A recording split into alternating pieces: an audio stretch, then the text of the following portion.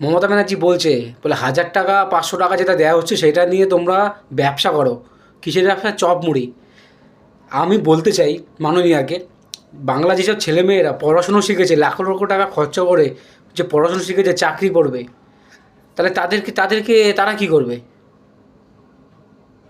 তারা কি করবে? যারা বাংলার ছেলেমেয়েরা পড়াশুনো শিখেছে চাকরি পাওয়ার আশায়, তারা কি করবে? ওই হাজার মা যে লক্ষ্মীর ভাণ্ডারে 1,000 টাকা পাচ্ছে, সেই টাকাটা নিয়ে কি তারা চপ বিক্রি করবে? চপের দোকান দেবে? ঘুগনির দোকান দেবে? কি বলছেন? কাকে বলছেন এসব কথাগুলো? আপনার দ্বারা হচ্ছে না, আপনি বলে দেন বাংলায় কোনো কোম্পানি হবে না, বাংলায় চাকরি নেই, চাকরি দিতে পারবো না, স্পষ্ট বলে দেন আমরা বাংলার ছেলেমেয়েদেরকে চাকরি দিতে পারবো না। তা বলে এটা বলবেন না 1,000 টাকা নিয়ে ব্যবসা করুন, ঘুগনি বিক্রি করুন, চপ বিক্রি করুন।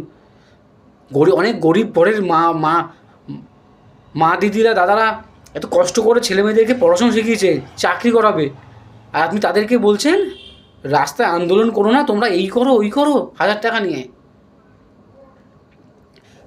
উত্তর বাংলার মানুষটাই দেবে।